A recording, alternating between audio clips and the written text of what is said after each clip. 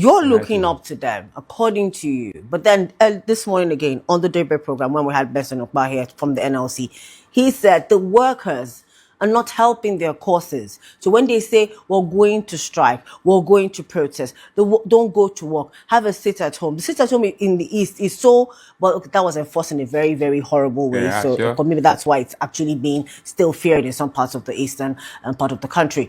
But I'm saying, right here, we say don't go anywhere. He's even said switch off your phone from 11 to 2, and people didn't do it. So if you are saying you want them to do something and they're asking you as a worker who they're fighting for, because they're not fighting for themselves only, they're fighting for you. Whatever they get trickles down to the minimal person in a structured organization.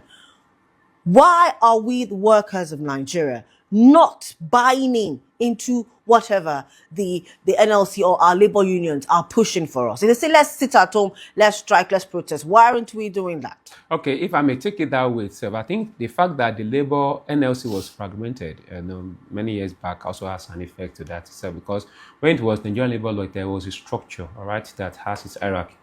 And when information are passed through from the top echelon, it trickled down into the other structures in states and in chapters alongside too. Nevertheless, I think the major bottleneck to this is the fact that, like I said earlier, and I keep saying this, 93% of the labor workforce are not captured or well represented in NLC or TUC. So when I don't see any, you're not giving us anything to really for us to be able to say, okay, we are being represented, we are being heard, we get to see that you guys make a whole lot about us alongside, and there is no structure, no union is being done in many of these private type organizations. There is no structure that's put together for all this informal sector to make them begin to pay allegiance to the central, which is the NLC or TUC itself. When those structures are not there, how do you get to enforce? All right, when there are no presidents, secretaries, and also all these other things that makes a structured environment to really work effectively as expected, then how do we get to really enforce what is expected? So I feel they need to go back again and get to see what was done, or what did those in 90s and 80s, what did they do that make it work so well?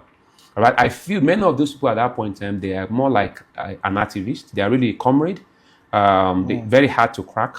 All right, and they are really less compromising than itself. And I think the structure, maybe because of the advent of social media itself, possibly that really helped to diffuse some of this information. But nevertheless, itself, I still feel that two things that Labour Law can do, the Nigerian Labour Congress and TUC can do, is first of all, let them put their house into order. All right, if TUC is agreeing on something, NLC should work together with TUC, vice versa itself. Secondly, let them get the major force, which is the 93% of the workforce which are in the informal sector, to get structured into the stream of events, all right? So that when information is passed across itself, it trickles down to that very large chunk of the Nigerian labor workforce itself, and then implementation becomes much easier alongside.